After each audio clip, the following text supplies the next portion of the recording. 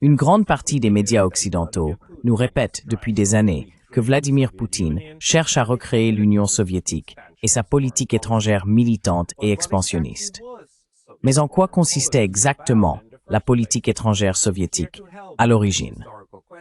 Pour nous aider à répondre à cette question historique, nous recevons le Dr Michael J. Carley, éminent historien canadien et professeur d'histoire à l'Université de Montréal, spécialiste des relations internationales du XXe siècle, principalement des relations entre l'Union soviétique et les puissances occidentales de 1917 à 1945. Professeur Carley, bienvenue. Merci de m'avoir invité. Merci beaucoup d'avoir accepté.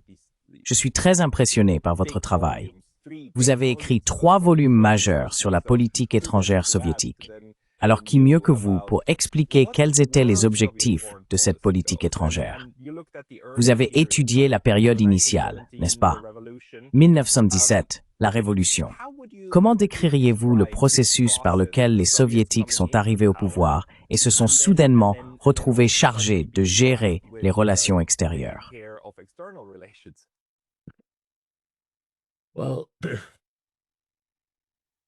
Eh bien, vous savez, au début de l'élaboration de la politique étrangère soviétique, dans les années 1920, il y eut un affrontement au sein du gouvernement soviétique sur les grands objectifs que devait poursuivre l'Union soviétique.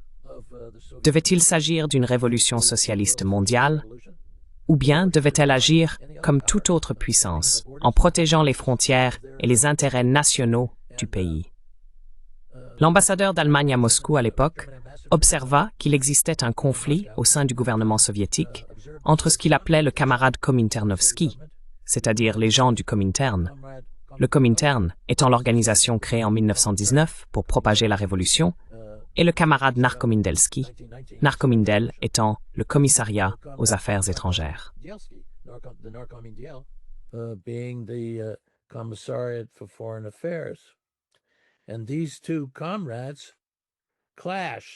Et ces 2 camarades se sont affrontés pendant les années 1920.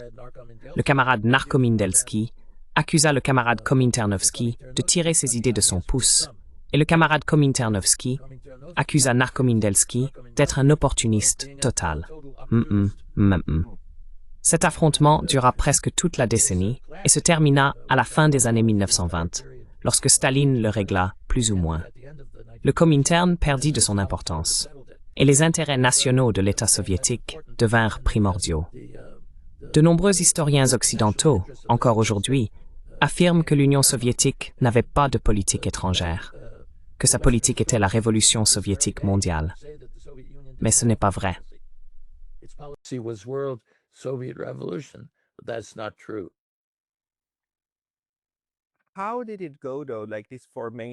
Mais comment ça s'est-il passé, cette formation? Je n'ai lu que quelques articles, et celui qui me revient en tête, eh bien, j'ai oublié qui l'a écrit, porte sur la continuité de la politique d'abord de l'Empire russe, puis de l'Union soviétique, à l'égard de la Mongolie. La Mongolie est un cas intéressant, car la Mongolie telle que nous la connaissons aujourd'hui, la Mongolie extérieure, est devenue indépendante en 1911, et cela avait beaucoup à voir avec sa relation avec l'Empire tsariste, car ils l'ont en quelque sorte séparé de la Chine.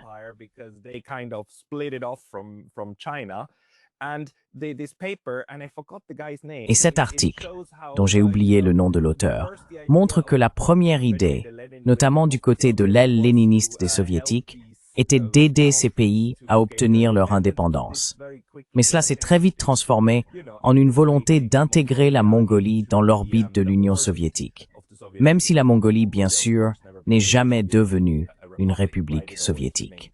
Elle est toujours restée indépendante. Mais tout l'argument avancé est que l'Union soviétique a en réalité poursuivi, plus ou moins, la politique étrangère de la Russie tsariste. Est-ce quelque chose que vos recherches peuvent confirmer, ou comment le caractériseriez-vous?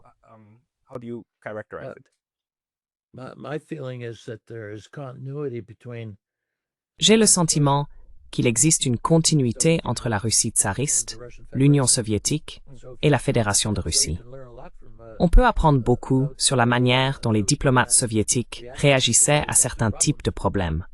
Par exemple, en lisant mes livres, ma trilogie ou ma série Trilogie plus 1 sur la période allant de 1917 à 1941-42, il y a une continuité.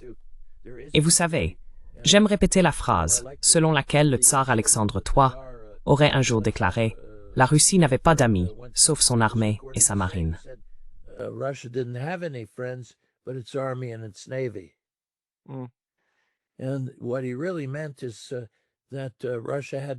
Ce qu'il voulait vraiment dire, c'est que la Russie devait compter sur elle-même pour défendre ses intérêts nationaux et ses frontières, que ce soit en Extrême-Orient, dans les provinces maritimes, aux frontières avec l'Europe, au sud ou au nord, avec les pays baltes. Les deux personnes les plus importantes du Narkomindel, le commissariat aux affaires étrangères, dans les années 1920, étaient Maxime Litvinov et Georgi Chicherin. Chicherin se concentrait sur les frontières méridionales de l'Union soviétique, tandis que Litvinov se concentrait sur les frontières avec la Pologne, les pays baltes et la Finlande.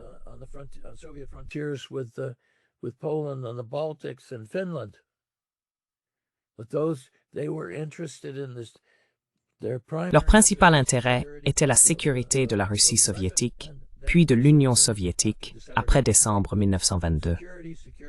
Sécurité, sécurité, sécurité, c'était la préoccupation numéro 1 de ces trois États.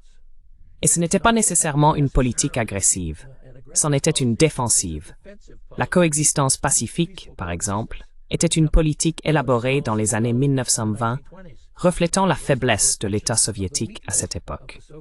L'Union soviétique a toujours eu le sentiment de ne pas être aussi forte que ses adversaires potentiels en Occident, et elle a donc toujours été disposée à améliorer ses relations avec l'Occident.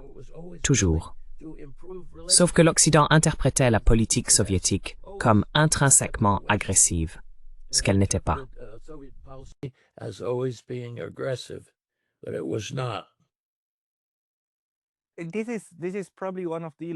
C'est probablement l'un des plus grands malentendus, n'est-ce pas? Parce que, encore aujourd'hui, quand les gens disent « Oh, la Russie d'aujourd'hui est comme l'Union soviétique, elle essaie de s'étendre », eh bien, l'Union soviétique n'a pas essayé de s'étendre, n'est-ce pas? Elle a essayé de stabiliser les choses et d'atteindre une certaine forme de résultat, surtout avec l'Europe. Mais cela n'a jamais fonctionné.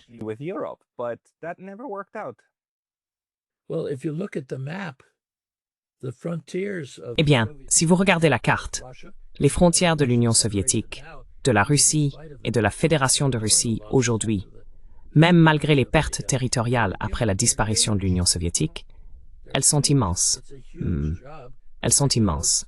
C'est un travail colossal de protéger ces frontières. Et naturellement, les personnes chargées de cette tâche se sentent parfois sur la défensive. Donc, au lieu d'être agressives, elles sont prêtes à collaborer avec d'autres puissances afin d'assurer la stabilité de leurs frontières. C'est la politique. C'est tellement évident quand on lit les archives. Cela saute aux yeux. C'est l'une des choses qui, si je peux faire un peu de promotion pour mes propres livres, publiés, soit dit en passant, par les presses de l'Université de Toronto, il ne faut pas l'oublier, cela saute aux yeux. C'est évident.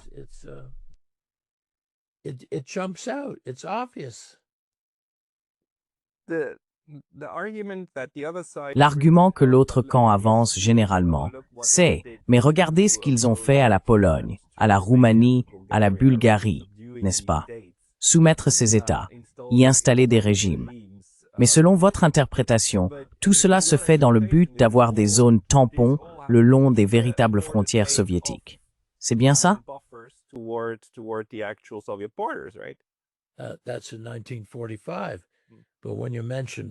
C'était en 1945.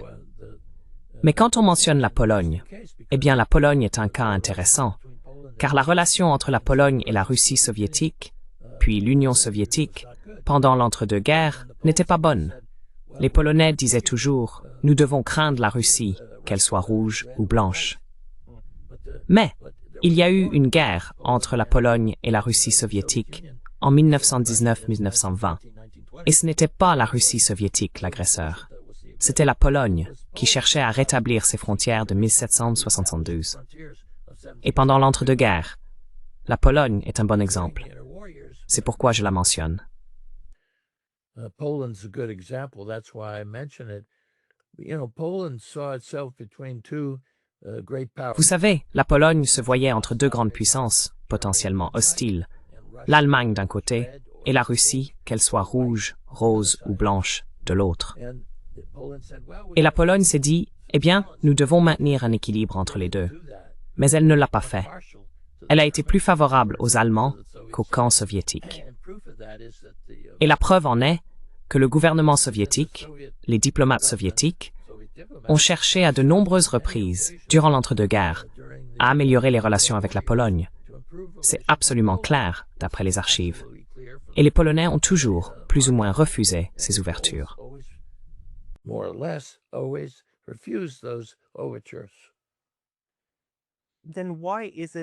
Alors pourquoi Staline, au final, a-t-il accepté avec Hitler ce protocole additionnel secret visant à se partager la Pologne et à la diviser entre eux? Pourquoi ne pas avoir dit non, non, non, nous en avons absolument besoin. Hitler laisse la Pologne telle qu'elle est.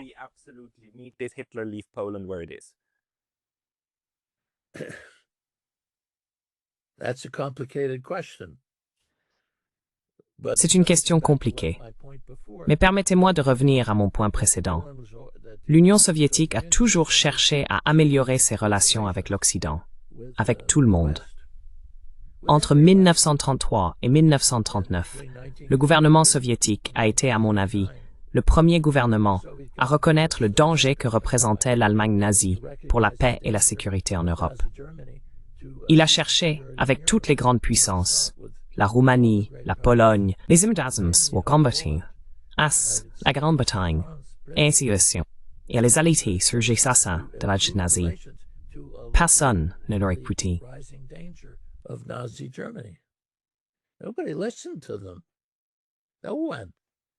Il n'avait même pas de relations diplomatiques avec tous les pays d'Europe, n'est-ce pas? Parce que un bon nombre d'États européens, au départ, ne reconnaissaient pas l'Union soviétique comme le gouvernement successeur de la Russie tsariste.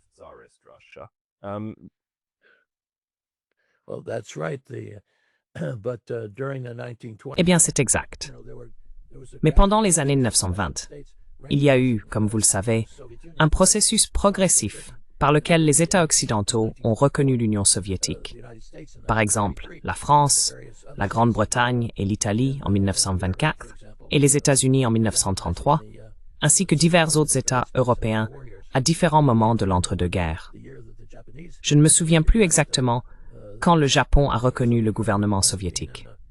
Cela devait être, je ne veux pas l'affirmer avec certitude, mais au début des années 1920. C'était donc un processus graduel. L'idée est de revenir au pacte de non-agression germano-soviétique, qui était l'accord prévoyant les changements de frontières en Europe de l'Est.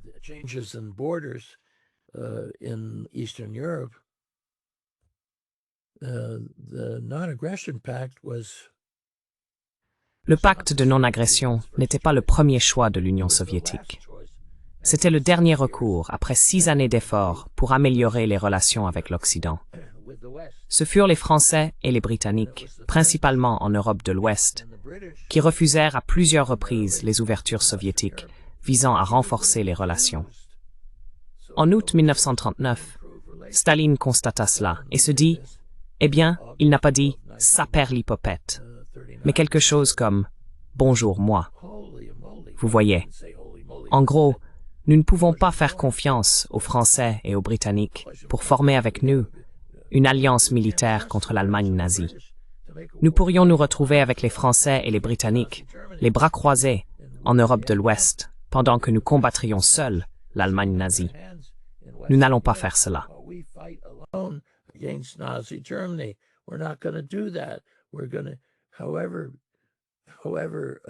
Nous allons, peu importe à quel point l'accord est nauséabond, conclure un accord avec Hitler, non pas parce que nous voulons être alliés avec lui et l'Allemagne nazie, mais parce que nous voulons rester à l'abri du danger et demeurer neutres.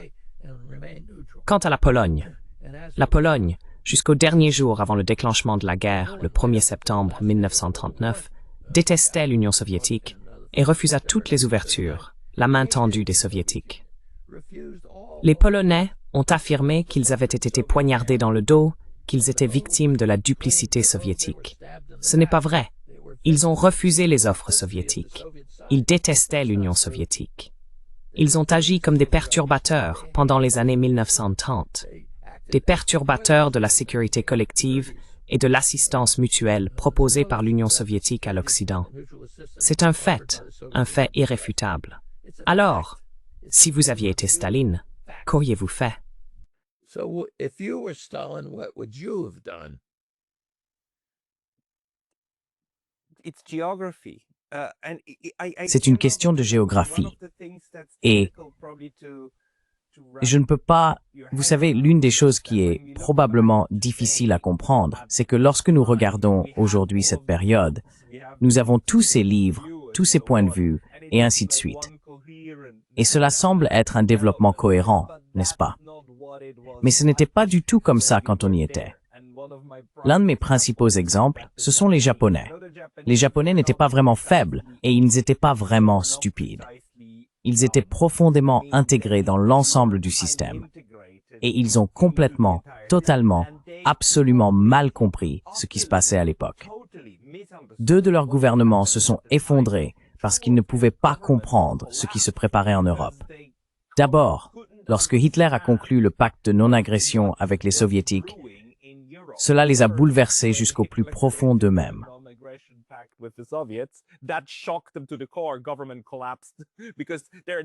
Le gouvernement s'est effondré parce que toute leur idée reposait sur « Oh, mais nous avons tout le monde aligné contre les Soviétiques, n'est-ce pas ?»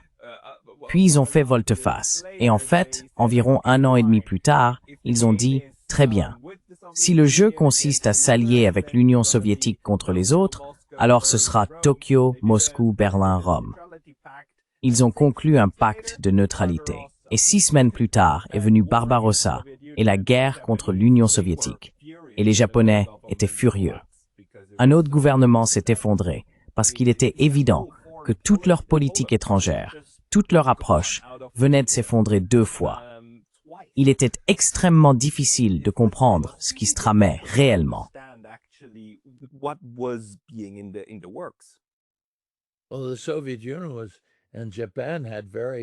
Eh bien, l'Union soviétique et le Japon entretenaient des relations très mauvaises à la fin des années 1930.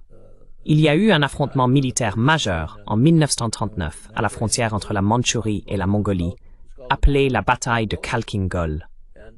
Lors de cette bataille, l'armée rouge a infligé une sévère défaite aux Japonais, une véritable raclée. Je pense que cela a fait comprendre aux Japonais qu'il ne serait pas si facile d'essayer de s'emparer des territoires soviétiques dans les provinces maritimes. Je ne suis pas un expert de la politique étrangère japonaise, mais je sais qu'il existait 2 courants de pensée concernant le Japon et ses objectifs. L'un tourné vers le sud, l'autre vers le nord. Ils ont finalement décidé de se tourner vers le sud.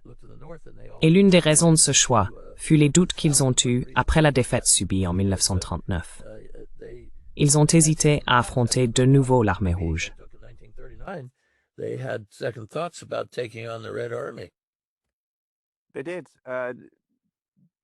Ils l'ont fait.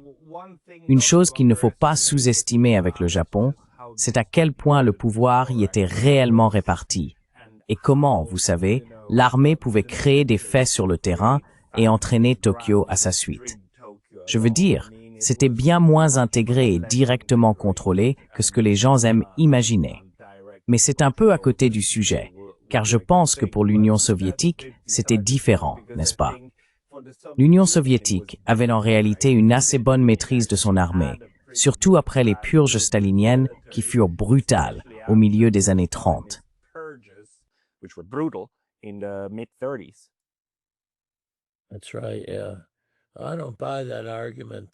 C'est ça. Oui. Je n'adhère pas à cet argument que certains apologistes de Staline utilisent pour légitimer ses actions contre le haut commandement de l'armée rouge, en disant qu'il se préparait vraiment à comploter contre, tu sais, son gouvernement. Je n'y crois pas du tout. Je pense que les purges, peu importe le nombre d'historiens, d'où qu'ils travaillent, qui les étudient, tout le monde a une opinion sur les raisons pour lesquelles elles ont eu lieu. D'accord. Everybody has an opinion about why they occurred. Okay, but I don't know if we'll ever have an explanation that Je ne sais pas si nous aurons un jour une explication vraiment convaincante sur les raisons de cet événement. L'un des biographes de Staline, Stephen Kotkin, a dit que Staline s'était retourné contre ses plus fidèles associés, des gens qui auraient traversé le feu pour le sauver, et qu'il s'en était pris à eux. Pourquoi aurait-il fait cela? Qu'avait-il en tête? Les réponses sont « qui peut le dire ?» Je veux dire, il existe de nombreuses opinions sur les raisons de ce qui s'est passé, mais il y aura toujours des opinions, à mon avis. there'll always be opinions in my view. So you don't think that the Donc, tu ne penses pas que l'armée rouge posait un problème à Staline vers 1935 à peu près? C'est donc un mystère pour toi. Pourquoi il les a purgés? Parce que tu peux me rappeler combien de milliers de personnes ont été purgées?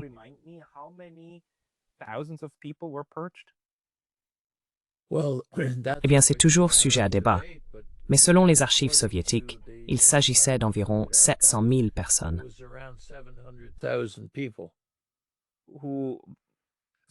Certains d'entre eux ont été abattus, n'est-ce pas? Et d'autres ont simplement été envoyés en Sibérie. La plupart d'entre eux ont été fusillés, mais d'autres ont été envoyés dans des camps de travail, où les conditions n'étaient pas propices à une longue vie, si bien que beaucoup sont morts.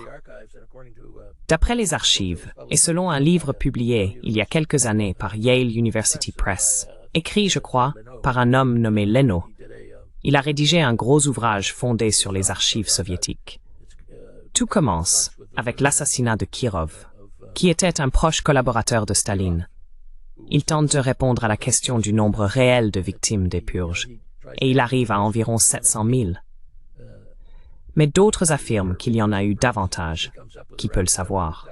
En tout cas, cela faisait beaucoup de monde. Who knows?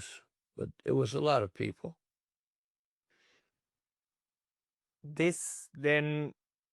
Donc, une interprétation de Staline serait, eh bien, une interprétation courante est qu'il était très agressif. Une autre interprétation est qu'il était en réalité extrêmement avare au risque, qu'il a cherché à maintes reprises à emprunter la voie la moins risquée en matière de politique étrangère. Seriez-vous d'accord avec cela? Risk observed, adverse, absolutely. With one Averse au risque, absolument, à une grande exception près. La guerre d'hiver contre la Finlande. Oui. Je ne sais pas à quel point vos auditeurs connaissent l'histoire soviétique, mais la guerre d'hiver fut un conflit avec la Finlande qui éclata à la fin de novembre 1939 et se poursuivit jusqu'à la mi-mars 1940. C'est une longue histoire. Les négociations et tout ce qui s'est passé entre la Finlande et l'Union soviétique à l'automne 1939. L'idée était qu'il y aurait un échange de territoire entre la Finlande et l'Union soviétique afin de déplacer la frontière sur l'isthme de Carélie pour l'éloigner de Leningrad, car elle n'en était distante que d'environ 30 kilomètres.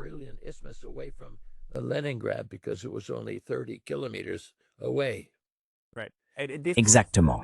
C'était la position de négociation avant le début de la guerre, n'est-ce pas? Les Soviétiques disaient « Donnez-nous plus de terre, vous obtiendrez autre chose en retour, et tout ira bien. »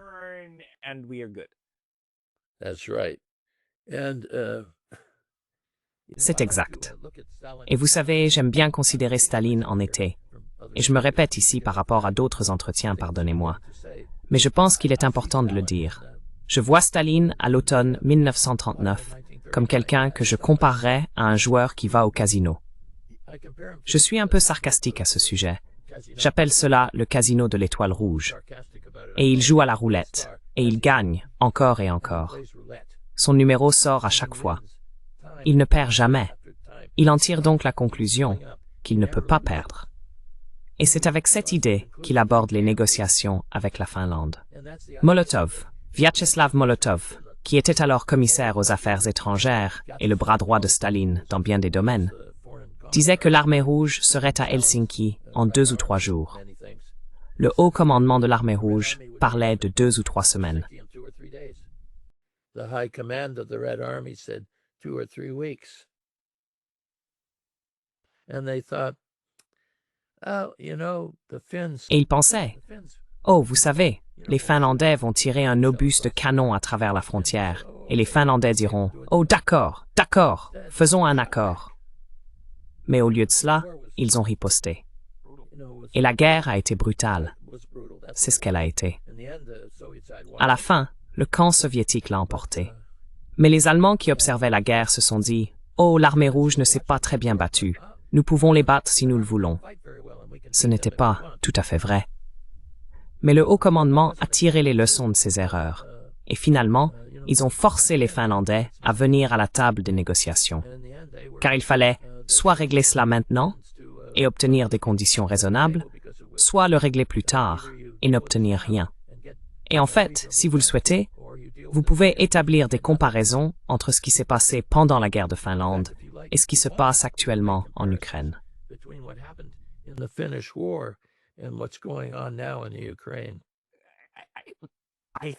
Je pense que c'est quelque chose de très simple à faire. Et en fait, le président finlandais actuel, M. Stubb, l'a effectivement fait lorsqu'il est allé à Washington. Il a littéralement dit « Vous savez, nous avons de l'expérience dans la négociation d'un accord de paix avec les Soviétiques, avec les Russes. » Et ce à quoi il faisait référence, c'était bien sûr la guerre d'hiver, qui fut malheureusement aussi un moment où en Finlande, ce revanchisme est réapparu. Et ils sont retournés dans la guerre de continuation. Et la Finlande n'a vraiment trouvé sa stabilité qu'après la 1945, lorsque, en fait, en 1948, ils ont accepté de signer un document disant « D'accord, très bien, nous vous aiderons à protéger votre frontière. En échange, vous ne nous occupez pas. » Et c'est sur cette base que s'est fondée la neutralité finlandaise pendant la guerre froide.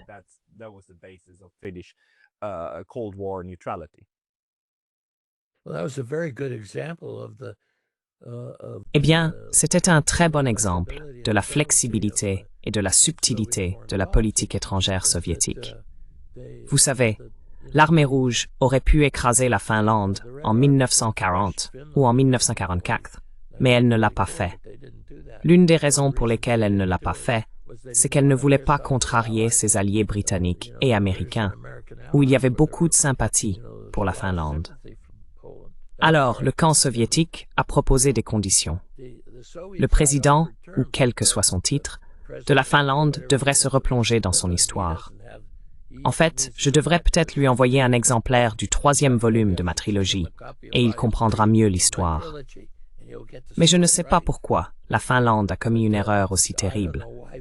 À mon avis, et c'est un peu hors sujet, mais pourquoi la Finlande voudrait-elle ruiner cette politique de neutralité avec l'Union soviétique, puis avec la Fédération de Russie, qui a fonctionné pendant, quoi, 75 ans. Pourquoi ont-ils fait cela?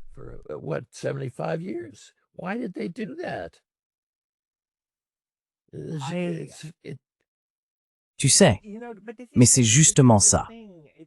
Ce qui me frustre en tant que quelqu'un, non seulement parce que la chaîne s'appelle Neutrality Studies, mais aussi à cause de ce que je fais sur le plan académique, c'est qu'il existe tout un historique de zones tampons neutres qui ont réellement fonctionné. Et il y a de très bons arguments, notamment avancés par un brillant historien autrichien travaillant en Allemagne, Michael J. Carley, selon lesquels même l'offre soviétique de 1952, les notes de Staline de 1953, pour une Allemagne unifiée et neutre, étaient tout à fait sérieuses. Il a écrit un livre d'environ 1700 pages sur le sérieux de cette proposition. Et encore aujourd'hui, un autre groupe d'historiens affirme que non, ils ne le pensaient pas vraiment, que c'était juste une manœuvre destinée à affaiblir l'Occident. Moi, je dis que c'est faux.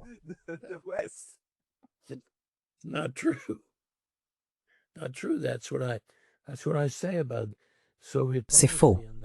C'est ce que je dis à propos de la politique soviétique et de la continuité entre les politiques soviétiques, tsaristes et russes. Il y a une continuité. Il suffit de prendre le temps de l'examiner attentivement et de lire les archives soviétiques. Ne vous contentez pas de lire les archives occidentales. où les auteurs des documents détestent tous l'Union soviétique ou la Russie. Lisez ce que les Russes disent eux-mêmes. C'est pourquoi je dis que ces archives à Moscou sont si importantes. Il faut les lire si l'on veut comprendre la mentalité russe et leurs perspectives. Il faut le faire. Sinon, vous êtes sur la voie de la ruine.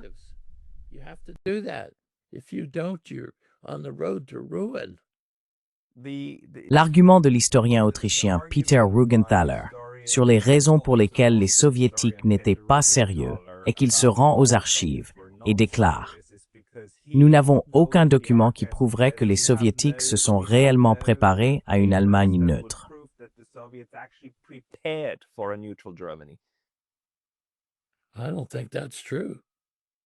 Je ne pense pas que ce soit vrai. Je crois qu'un enjeu majeur pour le camp soviétique, en ce qui concerne l'Allemagne durant ces années-là, était de la maintenir neutre et d'empêcher qu'elle ne devienne une alliée des États-Unis. Il y a une grande subtilité dans la politique soviétique, et cette idée de coexistence pacifique que nous associons généralement à la période postérieure à 1945 est en réalité présente dès 1918.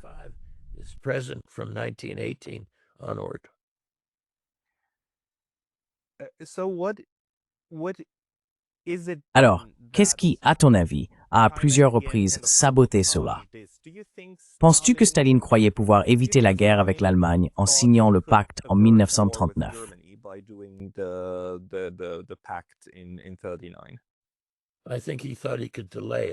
Je pense qu'il croyait pouvoir le retarder. C'était son objectif. Il pensait que l'Union soviétique ne serait pas prête pour une guerre avec l'Allemagne avant 1942 ou 1943, et il était désespéré de rester en dehors du conflit jusque-là. Mais vous savez, les chefs militaires intelligents pensent toujours qu'ils ne sont pas prêts pour la guerre. Il vaut toujours mieux éviter la guerre que de s'y précipiter.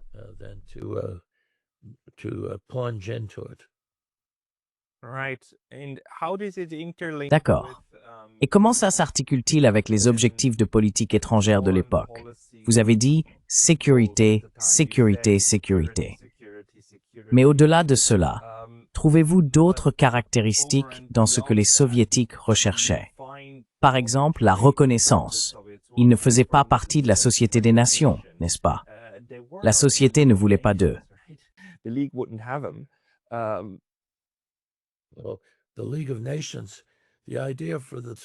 La Société des Nations, l'idée que l'Union soviétique y entre en 1935, ou était-ce en 1934? Oui, 1934.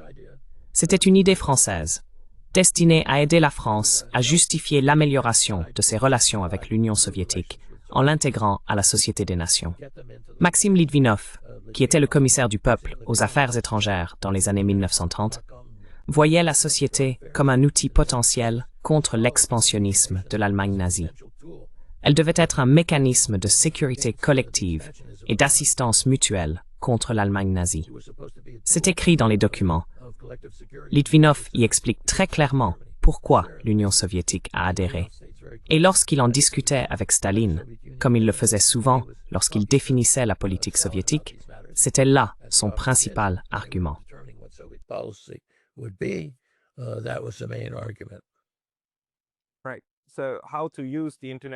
D'accord. Alors, comment utilisez-vous la structure internationale pour obtenir ce que vous voulez? Et vous dites que c'était une question de sécurité extérieure. C'est exact. Je veux dire, le seul pacte qui a vraiment bien fonctionné pour l'Union soviétique, c'était le pacte de neutralité avec le Japon. Il a tenu pendant 4 ans. Oui, c'est vrai, il a fonctionné. Et à la fin, les Japonais étaient extrêmement amers que les Soviétiques l'aient abandonné 1 an avant son expiration prévue. Jusqu'au tout dernier moment, les Japonais croyaient que les Soviétiques neutres les aideraient à conclure une paix séparée avec les États-Unis. Et parmi toutes les tentatives de paix, c'était celle en laquelle ils croyaient le plus. Comment évaluez-vous celle-là? How do you assess this one?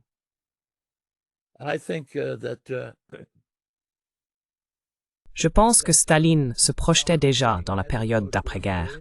Il voulait protéger et poursuivre des relations de coopération, surtout avec les États-Unis, mais aussi avec la Grande-Bretagne Et Roosevelt, dès 1943, avait approché Staline pour qu'il entre en guerre contre le Japon. En fait, Roosevelt avait soulevé cette idée pour la première fois auprès des Soviétiques lorsque Litvinov venait tout juste d'arriver à Washington en 1941 comme ambassadeur soviétique.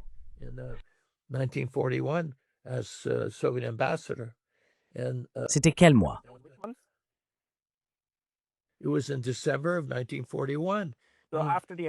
C'était en décembre 1941, juste après l'attaque de Pearl Harbor. Il voulait que l'Union soviétique entre en guerre contre le Japon. Les Soviétiques ont répondu « Pas question. Nous avons déjà fort à faire avec les Allemands. Nous ne pourrions absolument pas intervenir maintenant. » Et Roosevelt a dit « Oui, à votre place, je dirais la même chose. » Mais il est revenu sur le sujet en 1943 pour obtenir l'accord de Staline. Et finalement, Staline a accepté, 3 mois après la fin de la guerre contre l'Allemagne nazie en Europe. Ce n'était donc pas vraiment de la duplicité envers les Japonais. C'était plutôt l'espoir de Staline d'offrir quelque chose à Roosevelt qui favoriserait le maintien de bonnes relations entre les deux pays après la guerre.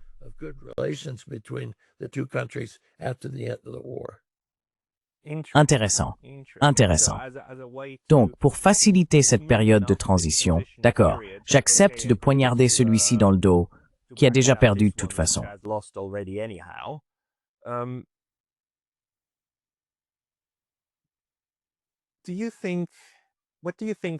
Pensez-vous, qu'est-ce que vous pensez qu'il s'est passé en 1945-1946? Qu'est-ce qui a saboté cette vision que certaines personnes avaient encore, même en 1944? Parce que je devrais le rappeler, en 1944, à Bretton Woods, l'Union soviétique était à la table. Il y avait cette idée de créer une structure mondiale commune.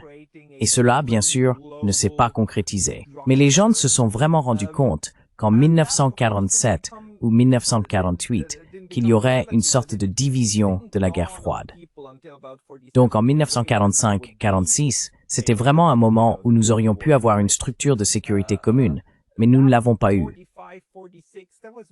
Que s'est-il passé à ce moment-là?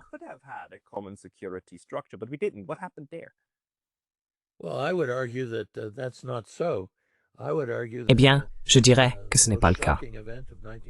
Selon moi, l'événement le plus choquant de 1945 fut l'ordre donné par Churchill à son haut commandement de préparer un plan de guerre de secours contre l'Union soviétique en juillet 1945. Ce plan s'appelait l'opération Impensable. Il est resté top secret jusqu'en 1998, date à laquelle il a enfin été déclassifié et que le public a pu le consulter aux archives nationales de Kew, juste à l'extérieur de Londres.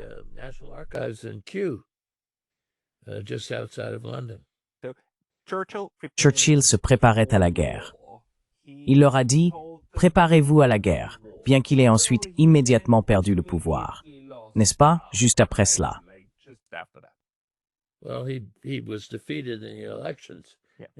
Eh bien, il a été battu aux élections en juillet de cette année-là. Le fait est que l'Union soviétique a joué le rôle principal dans la guerre, en détruisant la Wehrmacht nazie.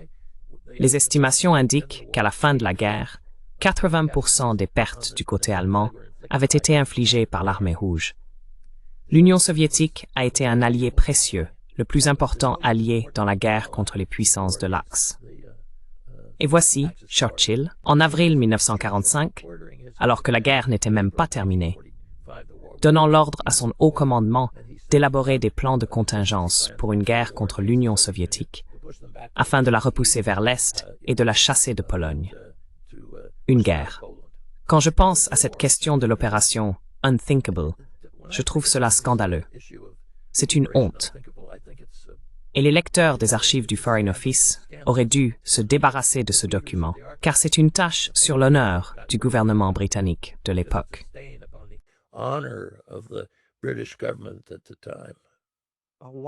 Pourquoi? Pourquoi cela? Je veux dire, est-ce que ça vient d'un autre endroit que d'une haine viscérale? C'est cette autre question à propos du moment où la guerre froide a commencé. La plupart des gens disent qu'elle a commencé après 1945, mais moi je dis qu'elle a commencé après 1917. Et mon argument est très simple. Je dis, regardez les principales caractéristiques de la guerre froide après 1945. Et vous les verrez déjà en 1918 en ce qui concerne la Russie soviétique. Quelles sont-elles? Le cordon sanitaire, la peur du rouge, la coexistence pacifique. Regardez l'iconographie de l'entre-deux-guerres et comparez-la avec celle d'après 1945. C'est exactement la même. Le soviétique, le bolchevique, l'image classique du bolchevique après la fin de la Première Guerre mondiale, est celle d'un individu répugnant, sale, abject, avec un couteau serré entre des dents cassées et infectes. On peut presque sentir la puanteur de la sueur de ce bolchevique, dont le couteau est coincé entre les dents, tandis que le sang coule des coins de sa bouche et goutte de sa dague. Et c'est le sang des innocents de la bourgeoisie occidentale. Voilà l'image de 1918-1919. That's the image of 1918-1919. You're absolutely right. And actually, Tu as tout à fait raison. En réalité, ces gens n'avaient pas tellement peur des Russes. Ils avaient peur de l'idéologie. C'est pour cela qu'ils ont commencé à tirer sur leurs propres gauchistes, comme en Allemagne, n'est-ce pas? Rosa Luxemburg et les autres. Ils avaient peur. Et cette peur s'est prolongée dans les années 1920 et 1930. Les Suisses craignaient la propagation de cette idéologie.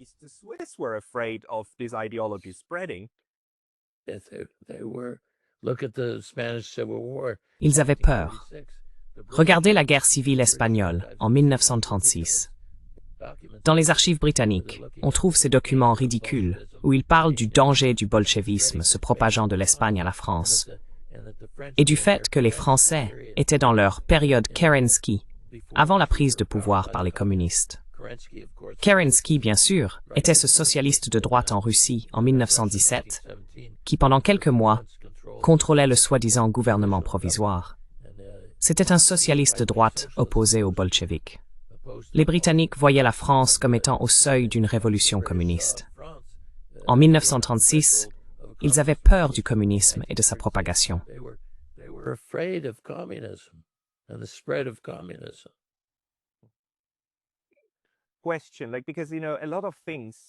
Question, parce que beaucoup de choses dépendent de la manière dont nous les formulons, n'est-ce pas? Nous avons l'habitude de les présenter comme la Première Guerre mondiale, puis l'entre-deux-guerres, et ensuite la Seconde Guerre mondiale. Mais si je vous écoute, il serait en fait plus logique de les concevoir comme la Grande Guerre, puis le début de la longue guerre froide, et ensuite les phases chaudes à l'intérieur de cette longue guerre froide. Et vous savez, l'une des choses, c'est que la Seconde Guerre mondiale n'était pas une seule guerre. C'était une multitude de guerres différentes, n'est-ce pas? Pensez-vous qu'il soit plus logique de la considérer comme une phase chaude de la longue guerre froide?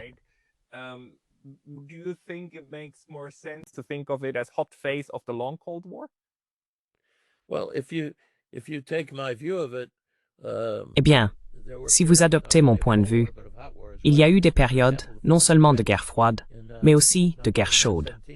Par exemple, l'intervention étrangère de 1917 à 1921, menée par l'Occident pour tenter de renverser le gouvernement soviétique. C'était une guerre chaude, oui.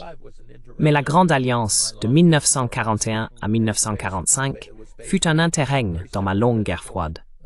Et elle reposait sur un principe très simple, qui remonte, je ne sais pas, à la Grèce ou à Rome antique. L'ennemi de mon ennemi est mon allié. Exactement. Et ce principe a été appliqué.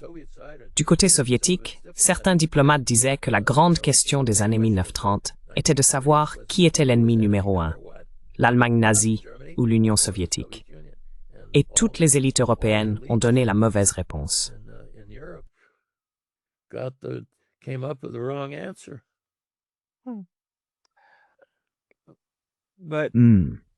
Mais alors, où cela nous laisse-t-il, n'est-ce pas, en ce qui concerne la façon dont le XXe siècle s'est développé? Peut-être aussi la question du cadrage, puisque le côté russe présente encore aujourd'hui la Seconde Guerre mondiale comme la Grande Guerre patriotique. Les Russes ne la considèrent-ils pas aussi simplement comme une continuation de la première à laquelle notre version fait allusion? Comment la perçoivent-ils?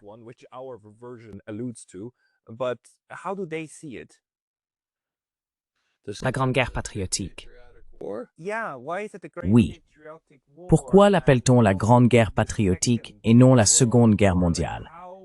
Comment la Russie moderne comprend-elle cette période de l'histoire?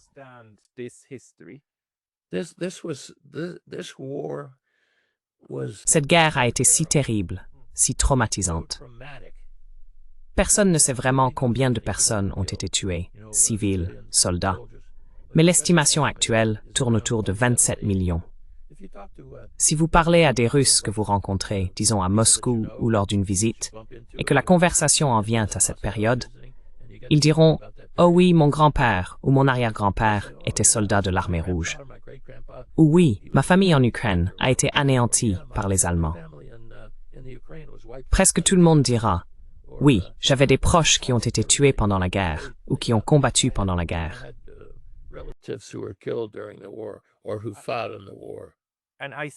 Et je n'ai pas encore parlé à un collègue russe qui n'est pas de proche mort dans cette guerre. J'en ai pas rencontré un seul. Ils ont tous des histoires. Oui.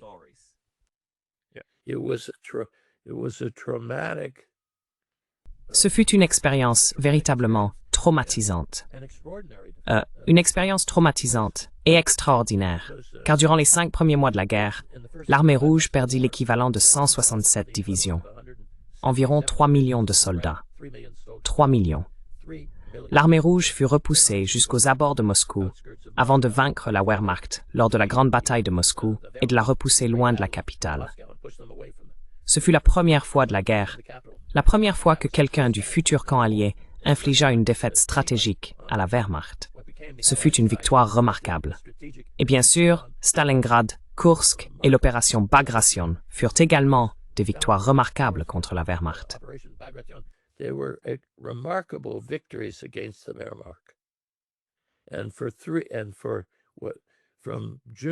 de juin 1941 jusqu'à l'été 1943, l'armée rouge a combattu seule sur le continent européen contre la Wehrmacht. Seule. Alors vous savez, pour conclure, pour les Russes, c'était comme vaincre les Mongols au XIVe siècle. Comment s'appelait-il déjà? J'ai oublié, je ne me souviens plus du prince de Moscou. Honte à moi. Je ne me souviens plus de son nom, celui qui a vaincu les Mongols au XIVe siècle. C'était ce genre de victoire. Et on s'en souvient encore aujourd'hui.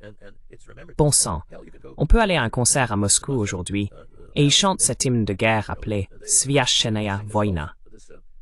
Guerre sacrée.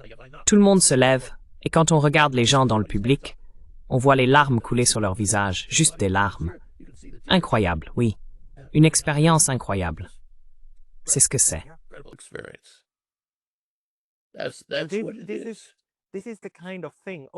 C'est exactement le genre de choses, tout cela, que l'establishment politique actuel en Europe et en Amérique balaie d'un revers de main. C'est comme « Ah, ils font semblant ». Je veux dire parce que nous savons comment la guerre s'est passée, parce que la Normandie. En gros, vous n'en avez aucune idée.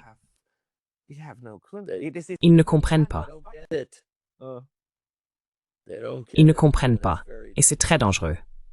Très dangereux. Très, très dangereux.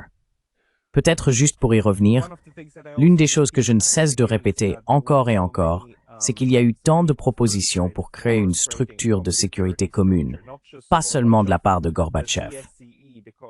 La CSCE, la Conférence sur la sécurité et la coopération en Europe, était une idée soviétique transmise via la Finlande aux autres, et ensuite, après un processus de 5 ans, elle a abouti à un excellent résultat. Nous avons eu la réunification de l'Allemagne dans le cadre d'une idée de neutralité datant de 1953. Et même avant cela, comme vous le dites, dans les années 1920 et 1930, nous avions ces idées de Staline sur la manière de créer une certaine stabilité sur le continent. Pensez-vous que les Européens ont en eux la capacité de prendre cela réellement au sérieux à un moment donné? Ou bien l'Europe se condamne-t-elle à tout gâcher sans cesse?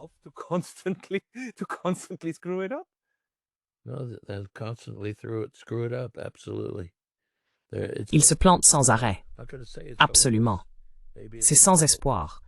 Enfin, je ne vais pas dire que c'est sans espoir. Peut-être que ce n'est pas sans espoir. Mais quand on écoute les bêtises que disent les Français ou les Britanniques ou les Allemands, je me dis, ces types jouent avec le feu. Ils jouent avec le feu. Ils ne savent pas ce qu'ils font.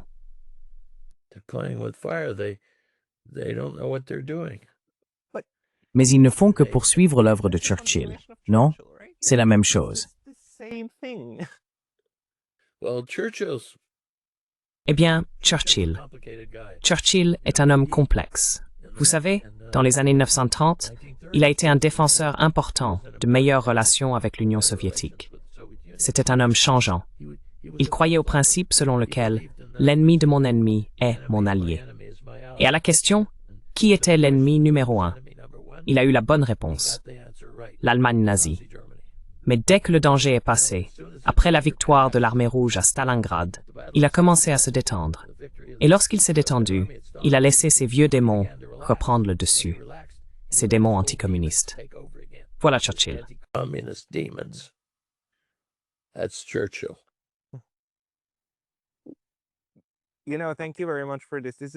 Merci beaucoup pour cela.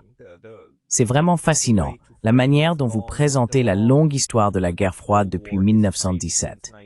Dernier point, dernière question.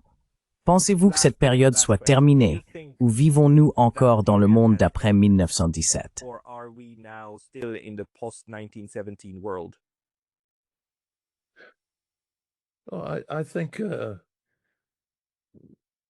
Je ne le formulerai pas ainsi. Je pense que le problème vient de la difficulté de l'Occident à s'entendre avec la Russie.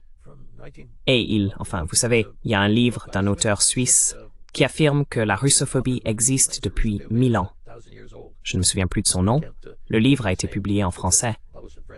Le problème de l'Occident, c'est qu'il ne sait pas comment s'entendre avec la Russie. C'est l'anticommunisme, la russophobie, le refus de la Russie de se soumettre et d'accepter la domination occidentale sur le monde.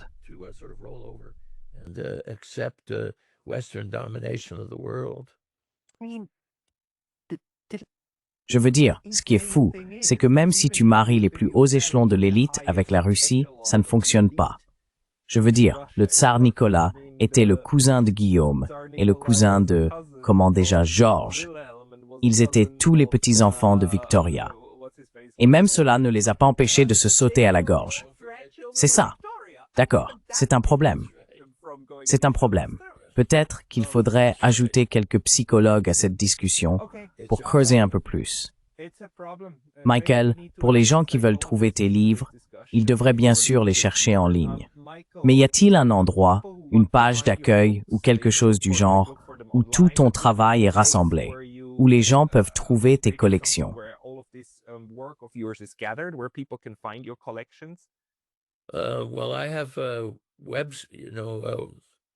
Eh bien, j'ai un site web. J'ai des pages sur academia.edu et ResearchGate, ainsi que sur le site de l'Université de Montréal. Les livres sont disponibles dans presque toutes les bonnes librairies et sur Amazon. Et parfois, les presses de l'Université de Toronto font de bonnes promotions. Ils peuvent aussi regarder là-bas.